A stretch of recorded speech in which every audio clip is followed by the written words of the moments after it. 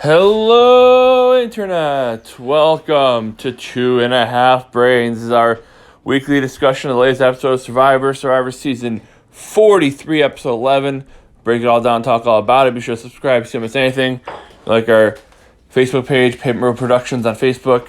Email the show directly, papermillproductions@gmail.com. Subscribe on the YouTube channel, share the post, tell your friends. Get this one out here about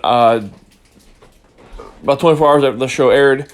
The plan was to get out a little bit earlier, but we got out so much content yesterday. We were on overload. We had to shut it down for a little bit. So we're back here now, getting out the episode of Survivor, and then we'll be all caught up and good to go. So be sure to subscribe so you get everything that we do put out, and we'll go ahead and get started here in just a moment. Let's go ahead and bring in, I know you missed her from the last couple weeks. Let's go in and bring in Jessica. Jessica, welcome to the show. Oh, hello. How are you doing? I'm good. How are you? Oh, not too bad, not too bad. Oh, I sound so sarcastic. You do, but I know. You, though. Yeah, well, it's okay. It was actually a pretty fun episode overall, and I'm excited to talk about it here. We only have 2 episodes remaining. Obviously, in the finale coming up here. So, yeah, one more episode of Amazing Race next week. And then that show's done for the year. And then we have Survivor, 2 more episodes, one being the finale, and then we're done for the year. Yeah. So next week's going to be fun. We're going to talk all about our finale prediction, look ahead to that, rank the players who are left, who's the best shot, and so on and so forth, and we'll go from there. So look forward to that. Let's go ahead and get started here with, as we do, 3 moments that mattered. We'll also talk about the who did not survive, the top 3 and bottom 3. And of course, being that there's only 6 players left in the game after the vote this week, all the players will be either in the top or bottom 3, and we'll talk about them. Sound good? Sounds good. All right. Let's go ahead and get started. Start with moment that mattered number 1, which is... Choose your champion. Yeah, what was that? So they got a boat mail, as they say, and they were given a note saying that there's something hidden on the island and to go look for it. So everybody ran like bonkers crazy, and they kept walking by it and walking by it and walking by it. It blended into the tree. Then Cody had found the advantage that he was able to pick someone for the immunity challenge that he thinks was going to win, or has the best shot of winning, obviously, besides himself. And if they win immunity, he also gets immunity. For sure. So it was a cool challenge. They've done something somewhat similar, but it was usually the person who wasn't picked for the challenge. You know, there was 10 people or 11 people left in the game. They had 2 teams of 5. The person who, wasn't picked got to choose the team they thought was going to win, whatever. They've done some of that before, but never really in the individual stage, and definitely not this late in the game. And not only that, when Cody, if he did pick correctly, he would get the immunity after the votes were read. So after they were cast, before they were read. So it was kind of like a god idol in that way. So he had basically in that case 2 chances to win immunity. Either he wins it or the person who he picks wins it. So, and who did he end up picking? He picked Owen. Owen, yeah. So we'll talk about how that pick went in just a moment. But let's go ahead and talk about moment that mattered number 2. Carla and Owen bear the ocean. I have to say beat. Sorry. Oh, I was going to say there's no bears in the ocean. There maybe. Hey, read my cue cards and it's not working. Yeah, sorry. Damn autocorrect. Beat the ocean. Yeah, beat the ocean. So Carla and Owen won, the ocean 0. Yes, exactly. So what was that all about? So the immunity challenge was having to float underneath a gate, if you will, on its side, as the tide was coming in and getting higher. Having to hold your breath and just sustain doing that and being able to beat the tide. And they beat the tide. They were out there so long for 3 hours. It was 3 hours. Almost, yeah. That the tide came up and then already receded back down. Yeah, they've done the challenge a few times. It's not, I wouldn't say a classic necessarily, but they've definitely have done it a few times. And basically, it's you put your face up against a grate and make a snorkel out of your hands, if you will, to try to get air coming. Get air while the tide comes in, and the tide came in. And it kept going up, going up and up and up, and they showed it went all up to the top of it had a little ruler type of thing in the water, a little measurement stick in the water, and it went up to the top of that thing, And so it was basically covering their heads for like 2 minutes at a time, basically covering the faces for like 2 minutes at a time. As the water swelled. As the water swelled, right, exactly. And then it would, recede and whatever like that. And then they, as is how it works, the tide comes in and it gets it to its peak and then it recedes. And they did it for so long, they helped, eventually, everybody, a lot of people did really well. A few people went out pretty early. Gabler went out pretty early, whatever. There's 4 that was out there for at least an hour or 2. Yeah, it was like, I think they said there was 90 minutes for a few of them, right? It was who was that? It was Cody, Cassidy, Carlin, and Owen. Yeah, exactly. So they're all there for a while. That's one of the longest I've seen that challenge go. And then it got to the point, which is crazy. It's never happened before, that they were so long that the tide actually went back out. It was high tide, during the peak of the challenge, and there's still 2 people who didn't give in, and we're still there. So then the tide started to recede again, and like Jeff's hairline, and Jeff called the challenge, and he's like, "Oh, hold on a minute." He's like, "Let's stop right here," because, and then they couldn't see, they couldn't hear, but they stopped the challenge. Like, well, at this point, you're literally just gonna be holding on to the bottom of a grate until, the tide comes back in eventually, which will be tomorrow. Until someone, wants to not do it anymore. Right. Freezes to death. Right. Yeah. Right. Exactly. Until the sun goes down and everything. And it's one of those things where this is the challenge. I don't know if you guys know this, but most of the challenges happen at like 8 a.m. in the morning because they want to get there really early. They get there's nothing for them to do anyways. It's it's you'll notice too if you see kind of how the sun hits the while they're walking in from the beach, or kind of how the sun is hitting. It's early morning. And obviously the challenges don't take 10 minutes like they do on TV. They take several hours. So by the time they explain all the challenges, they make sure nobody has any questions. They go through all the rules. They get everybody mic'd up. The team strategize. It takes a while. Then they actually run the challenges. A lot of times, like they say, "Oh, we're playing to 3."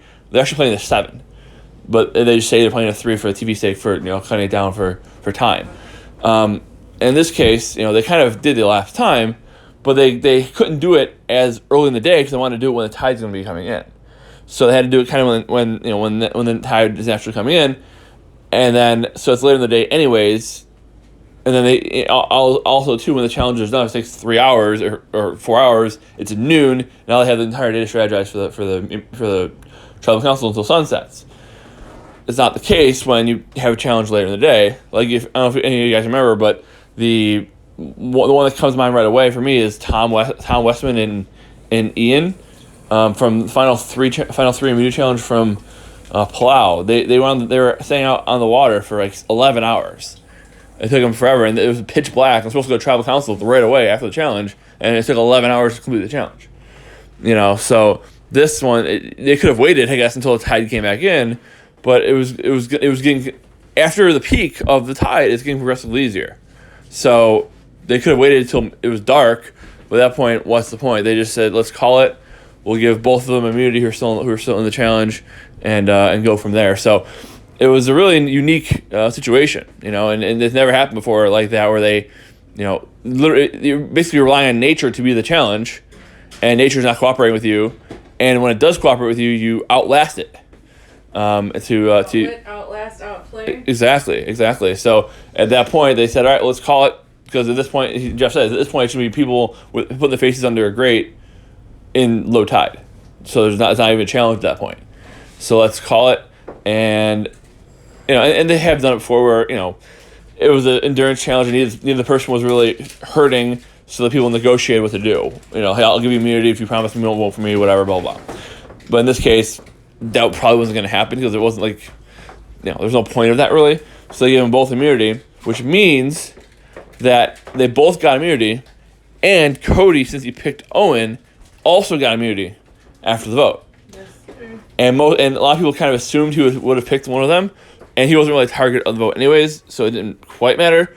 But there's 7 people left in the game, and at that point, only 4 are eligible to be voted out. So it was kind of like the merge vote when half the people are immune, and then half are not, but everybody's voting. So. Really interesting, really cool, historic moment. And Jeff always says this is a historic moment, and it's not, because everything he says is this is the first time it's ever happened. It's like, I guess the first time it's ever happened, the person's left-handed, but like saying, it's happened 700 times. Like they always promote it as this is a first-time thing, and it almost never is. In this case, it was. So really cool. And congratulations to both of them. They did awesome. It's hard to do. The biggest thing is overcoming your fear, so they're not going to let you drown. And now you see, not anybody who competes in the challenge knows you just hold out for a couple hours and they're gonna give you immunity because they're not gonna let you drown. It's mostly just not letting your fear overtake you. Overcome your fears. Yeah, like I said last night, hypothermia, but it's not that cold. But the water's cold, so I mean your body could go into shock. You're causing the risk to yourself of possibly having to leave, but that's about it. They're not going to let you hurt yourself. Yeah, and they said, it's funny because this episode of Amazing Race 2, I think what we just watched, David had trouble, I think it was swimming the one part, and he was terrified of swimming. Can't swim. And he was freaking out. And then you noticed there was like a producer or whatever, not really a producer, but like a safety person who came in and helped him. Finish the challenge. And we've seen that in Survivor 2 in Cambodia. Tasha started drowning. And they had to basically stop the challenge and have a safety swimmer go out and pull her in because she was struggling out in the water, and the tides were getting high and she was taking on water, and they had to pull her in and save her. So they do have those people right there. So it is ultimately at the end of the day just you overcoming your fear, and two people are able to do it. So really awesome. Let's go ahead and talk about the moment that mattered, number 3, Jessica. No shot in the dark. What's that? Sammy used his shot in the dark at Tribal, and he got a not safe. I was really pulling for a safe for him, though. Yeah, it's one of those things where it's like it really screws up everybody else if you do get that shot in the dark. It's a 1 in 6 chance of winning or of being immune. And so far, I think we've seen it now. I think it's the 5th time we've seen it or 4th time we've seen it. Something like that. And nobody's ever been safe. Nobody's ever gotten it. It's not that I wanted him to be safe. I just wanted something exciting to happen. Yeah, I wanted chaos. For sure. Yeah, for Sammy, whatever, I could have taken or leave it in him being safe or not. But exactly what you said. Exactly. It would have been fun to see something different, see everybody freak out, and now now what are we doing? Mm-hmm. Especially because another first. It's the first time this has happened. Right, exactly. And it was the last day you could use your shot in the dark, and in this case too, it was a unanimous vote. So then they would have had to re-vote and be like, okay, now there's only 3 people who are eligible to be voted out. Who are we going for? And they would have had to discuss it out in the open or just do a rock draw or whatever. It would have been very, very interesting. So it would have been interesting. It would have been very, very, especially in this tribal council, it would have been very chaotic because already 3 people immune and then a 4th one with that one. And then I don't know if they would let someone else play an idol. I don't know. Probably not at that point. I don't know. Yeah, I don't know. Can't after the vote's been read the first time. Right. Well, that's right. And it would have been technically before the votes were read because that's the first thing they reveal is if Owen is safe. You mean Sammy? Yeah. If Sammy's safe. So maybe in that case Jesse plays one of his idols and now we only have 2 people eligible voted for. And then I mean they could have been at that point. Yeah. It would have been very, very interesting. But ultimately he's not safe. And of course when you do your shot in the dark you don't vote. So if he's not safe it's literally 0 votes. You have to start over. So. Yeah. We'll see what happens, but if they keep this shot in the dark thing, it does add a little wrinkle to it. I don't know it doesn't really matter to me if they keep it or not, but it's at least gives a little bit of drama. It hasn't really worked out so far, but it's not the worst thing in the world. I guess it would just be you just gotta get I hate adding too many elements of luck because it really does screw things up. That's why I hate the other whatever it was challenge, the door number 1, door number 2, number 3, whatever they. Oh. What's that called? Do you remember? I can't remember now. You just asked about it last night. Yeah. They usually do it, I think, the final 6. So if they're going to do it, they'll probably do it next week. If they do it. Which I kind of hope they don't. Because the odds of that are odds of picking correctly are 1 in 3. It worked every time. And they've gotten it right. Exactly. It's odds of picking correctly are 1 in 3. And both people who've done it have gotten it correctly. So, I don't like adding all the little elements. And like I said, last 2 times I watched it, last 2 times they did it. I'm watching it for the person who picked them. Like, I want them to, it was both times, it was people I liked. It was Deshaun and Lindsay who both got it. I want both of them to stay. And they both did. And it would have been really, really lousy way to get screwed if that happened. But regardless, shot in the dark, again, didn't work out. And Sammy, unfortunately, was on the end of a 5-0. Yes, sir.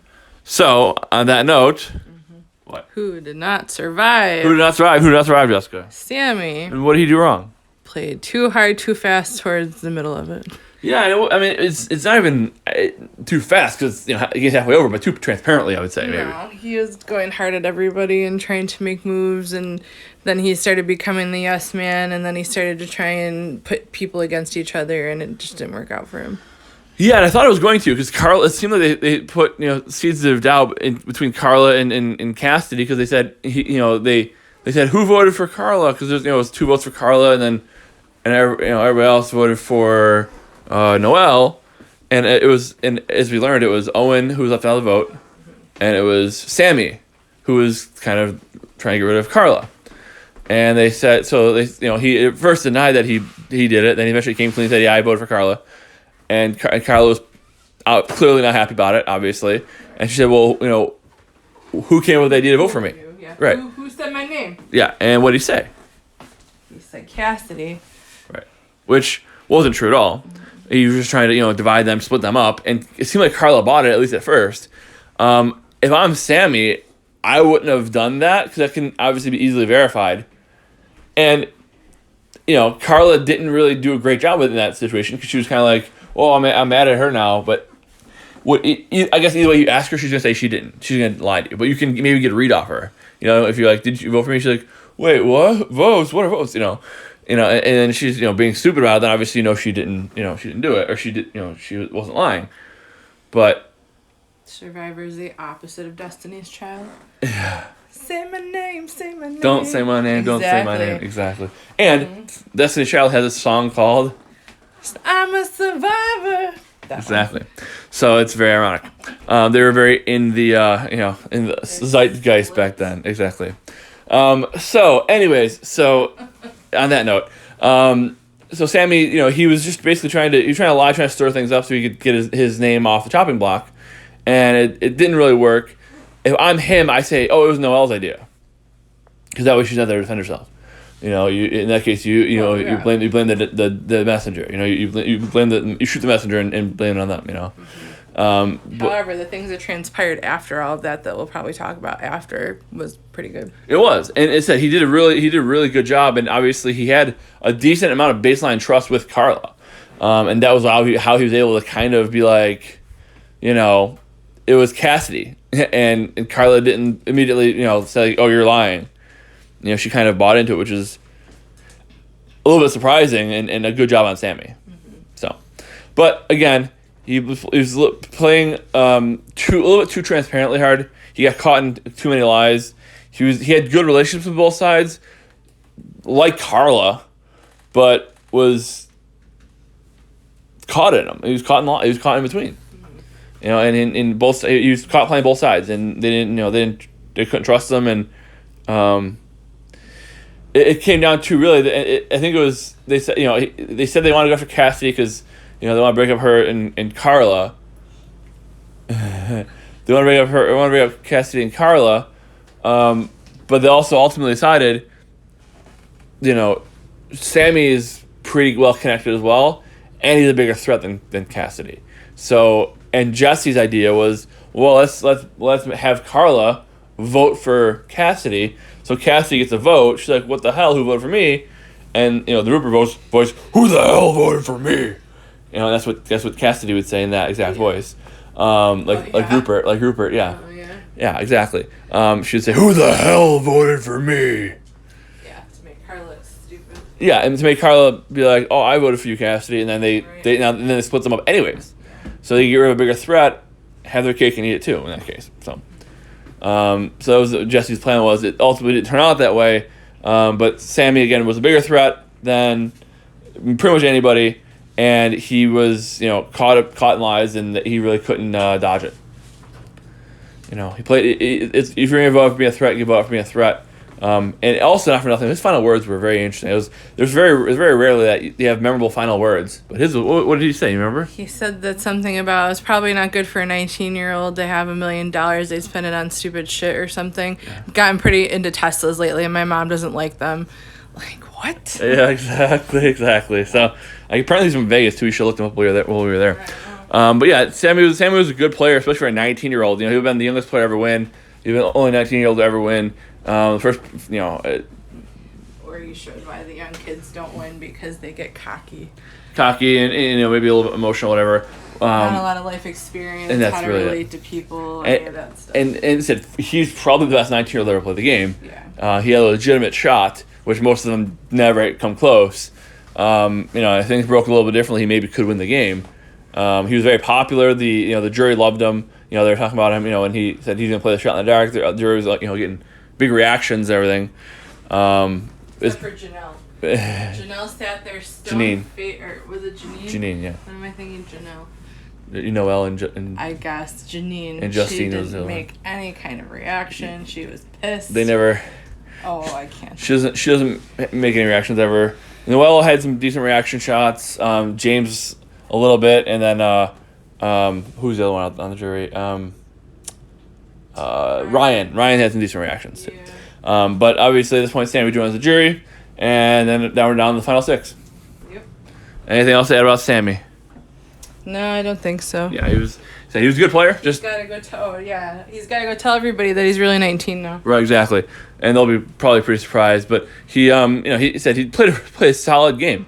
He was the best player from Yellow, I think, the whole way. He was running the show with the Yellow team, had good bonds, good relationships, and just got to, a little bit couldn't keep his.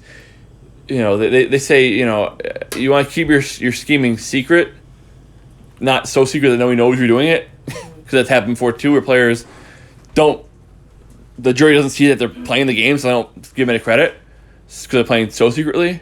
They're playing too far behind the under the radar or behind the scenes, pulling the strings. But you have to be at least a little bit behind the scenes. You can't be out front. And he got to the point where he was overtly out front, calling the shots. And when you only have a couple options of who to vote for, you might as well take out the biggest threat available. And that's kind of what happened to Sammy. Absolutely. Perfect. Let's go ahead then and shift gears, and we'll talk about the top 3 and bottom 3 of the week. Obviously, everybody, it's the final 6, so everybody's giving the top 3 or bottom 3. And it's not exactly in a particular order, but kind of, I guess. Who is in the bottom 3 in the first position? Owen, yeah, why Owen? Because he has never been with the votes. This is the first week he has, and they've kind of brought him in, but he's just kind of their yes man that they need to get people further. And he's really taking it hard. He feels he's not going to win the game because he hasn't been in enough of the votes, and he's right. I feel for him. He hasn't really been in on any of the votes. He hasn't really had any stakes in the game, and exactly. And he hasn't really had any options, really other than just go with who. He kind of was in the same position as Jesse or as Sammy after the vote because he was the one who voted wrong, like with Sammy. And Sammy kind of was like, "Hey, I'll do whatever you need me to do." Owen said the same thing, but Owen wasn't a threat. That's why Owen saved the game. I feel for him. He's won now his second immunity. He's having a lot of great experiences. He checked a lot of his Survivor bucket list. Checked a lot of things off, but just couldn't. He's not really in much of a spot to win, unless something really crazy happens. We'll talk about it next week. If he's still in the game next week, we'll talk about what he has to do to win. But it's a long road ahead for him, I think, and it's gonna be difficult. Yeah. It's gonna be almost impossible for him to pull off win at this point, I think. Yeah. Anything else? No. Let's go ahead and then talk about who is number 2 on the bottom 3. Cassidy. Why Cassidy? She really hasn't done anything to get herself to win to the end. She's become a part of the group, and they kept her because she's in the group, but she's on the chopping block at some point. For sure. Or going to end losing. Most likely, I think you're going out 5th, maybe 4th. At fire or right before. Just because of the numbers. Exactly, because of the numbers. She's been an ally. I mean, that's really what she's been. Her strength has been she's been an ally. She's had good relationships. She worked well with Noelle. She worked well with Carla, James, a lot of people. She's had a good social game. But she really needs to. If she wants to win, she needs to get rid of Carla next. She needs to, differentiate herself. Carla said, Cassidy's been playing a similar game to me, which is true.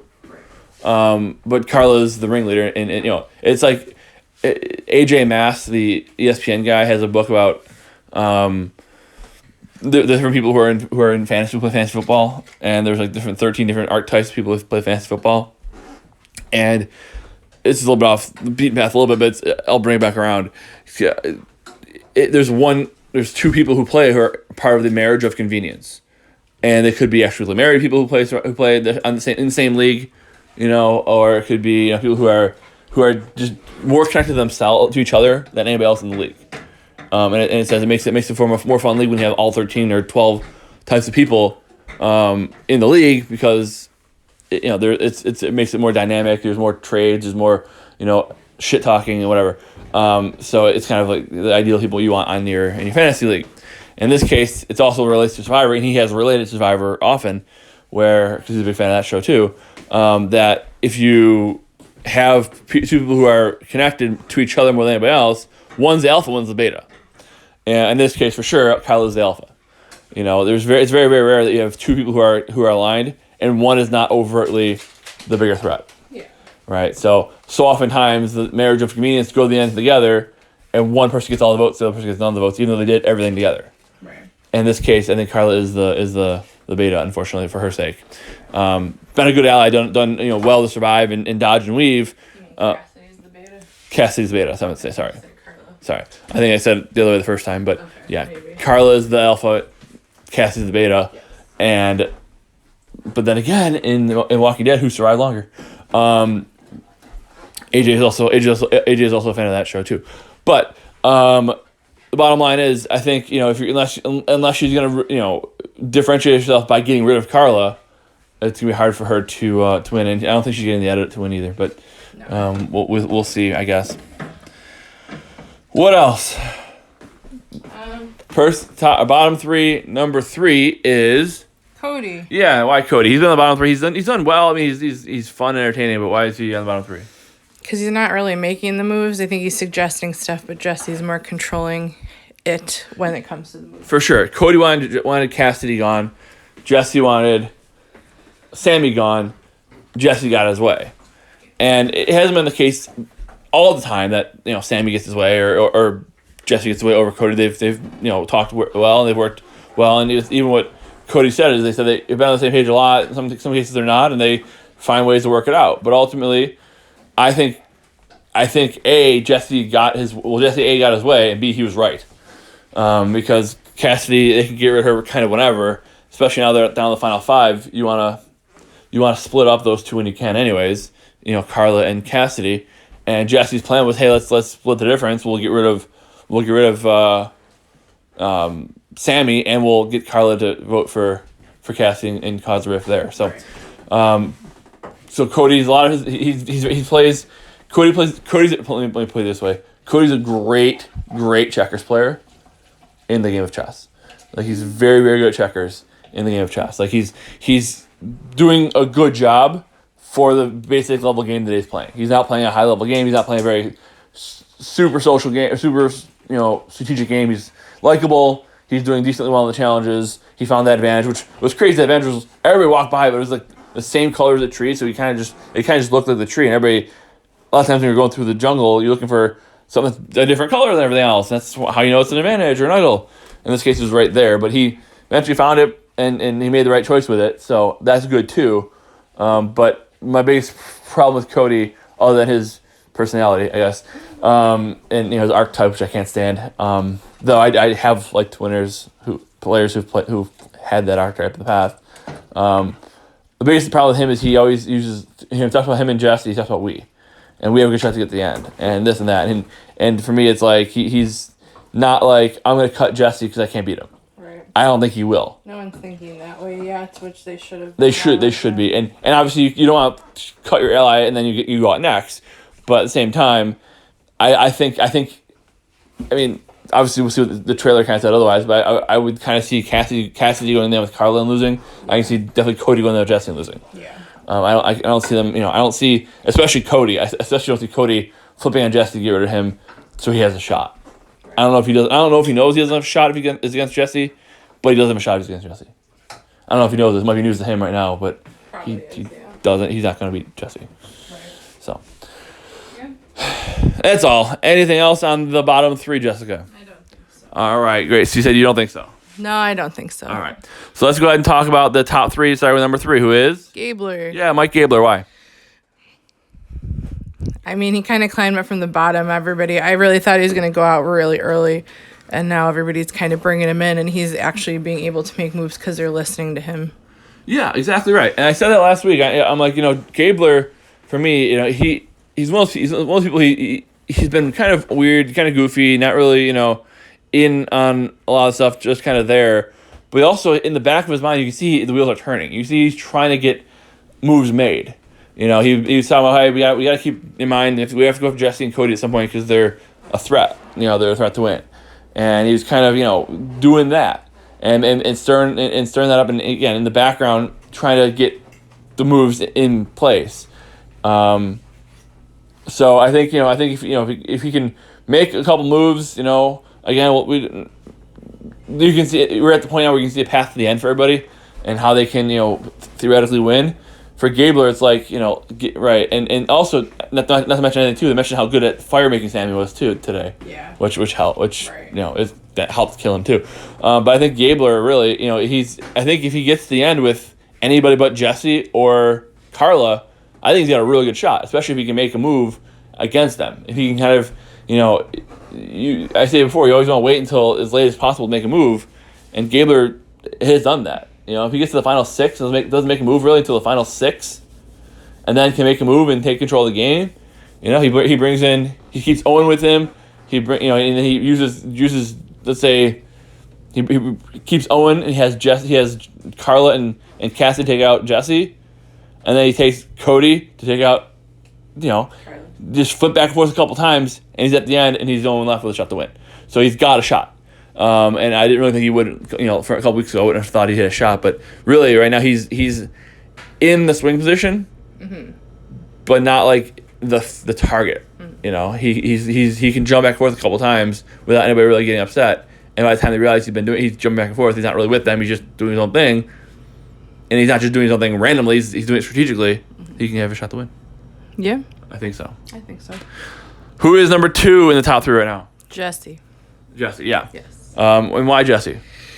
Well, I mean, he's made a lot of moves so far, really, and he put the idea out, like I said, from what Sammy was trying to get Carla to do, he put the idea to let Carla kind of hang herself out to dry to her ally and make herself look bad, and, it was pretty good scheming to get things to go his way. And he's not out in the open with it, though, because I really don't think most people know that he was the one that talked about it. No, I think the only reason he's really considered a threat is because he's close with Cody. I think the best thing that can happen now for Jesse is Cody gets knocked out, and then maybe Jesse wins the immunity or something. Yeah. If somehow Cody, they go after Carla, she plays her idol, and they knock out Cody or something, that would be a good thing for Jesse maybe. But keeping Carla as a target is gonna be smart for him to do. And like I said, Gabler's talking about getting rid of Jesse. Carla's kind of whispered about it, but there've been more talk about Carla going out. She seems like the bigger threat right now than Jesse, which is interesting. So Jesse's kind of done a good job taking, firing some shots from behind cover, if you will, and planting some seeds without getting out too out in the open. Some people can tell he's a threat, and I think it's people know he's a threat. And I talked last week. It's going to be a war between Jesse and Carla eventually because they can't go to the end together. I thought it would start this week, but it really didn't. Mm-hmm. They kind of just took the only other power play off the board, so now they can go to war. Yeah. And we'll see who ends up with the other pieces at the end. It's the wrong season. It's not Winners at War. I know. Well, let's go ahead then and talk about the third and final person in our top 3. Player of the week, number 1 is Carla. Yeah, and Carla again. So she's been in the top 3 a lot, and the player of the week several times. Why this week? I mean, it changed that she was going to be in a bad spot to being a part of the vote and getting rid of Sammy, who really, hopefully she realizes that he was lying to her and turns that around because of that. But, I mean, she's probably in one of the better spots to win because she's working with everybody. Exactly. She's working with everybody behind the scenes, pulling the strings, doing a great job with that. And like you said, somehow she found out that the vote was going to be 100% on Sammy because they wanted her to vote for Cassidy still, and somehow, some way, it got back to her that wasn't what was happening, and she voted with everybody, unanimous vote, 5-0 on Sammy, and it looked like she was going to flip on Cassidy. She needs Cassidy for this one more vote. If she can get through one more vote with Cassidy, and they take out either Jesse or Cody, I think she has a really good shot. or they take out Gabler and bring in Owen. It's really if she can do one of those two things, take out when you're in control of the game, you take out the agents of chaos. You want no chaos. You want a straight walk. And so that's kind of what Carly did this week. She took out the one player who could kind of mess things up, which was Sammy, and now it's kind of Gabler's kind of in that position. If she can trust Gabler and work with him, take out Jesse next. If you can't, take out Gabler next, and then bring in Owen, and then you're good to go. But you've got to keep that relationship with Cassidy going because you need her at least one more vote. Right.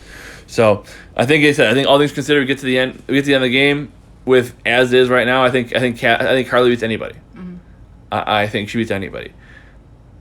But I think it's going to be a matter of can she figure out a way to get there. I was a little bit afraid for her because not for nothing, but she is playing a 3 type game, and the only problem with 3's game. There's one problem with 3's game. Obviously, other than everybody knows that she's a good player and she's a threat. The one problem with 3's game is she can't win challenges. She's terrible at challenges. Carla's won 2 immunities. That's not an issue. Right. So if she has as good of a shot to win the final challenge as anybody else. So if she gets there and she needs a win to get herself through fire making or to into the final 4 or whatever, and she just needs to pull out an immunity win, she's got as good a shot as anybody. Yeah. So that is that's the only reason I would not put her in the top position is because everybody knows she's a threat and they're going to come for her probably eventually. But she could also pull out an immunity win, and she still has an idol. Yeah. And that's 1 week to play the idol, I think. So we'll see what happens. I mean, it's going to be very interesting. We'll see who she knocks out with her idol. Because obviously she has to play it, or if she wins the immunity and then plays it on somebody else, that's always the best way to go to. That's always the showy way to go. That's really the reason that Natalie Anderson won Survivor, because she played her idol strategically on somebody who didn't expect her to play it on, and they won her the game. So we'll see how it plays out here. But it's gonna be a nice finish. This is always my favorite part of the season. The mid merge on it's kind of see where the things break down and who ends up ducking and dodging and weaving and getting to the end with the right people. So anything else? I don't think so. Cool. Be sure to subscribe so you don't miss anything. You can like our Facebook page, Pavement Road Prod on Facebook. Email the show directly, pavementroadproductions@gmail.com. Subscribe, share the post, tell your friends. We'll be coming back with a lot more here. Obviously, we have the Amazing Race next week. We have Survivor next week, and then the Survivor finale as well. So we're talking about the Amazing Race finale next week. We wrap up that season. Talk about Survivor penultimate episode next week, and then we'll be good to go from there. So definitely subscribe so you get everything. You get it right in your news feed. And until next time, anything else, Jessica? No. Okay. Well, until next time, yes, indeed. I've got nothing else for you because the tribe has spoken.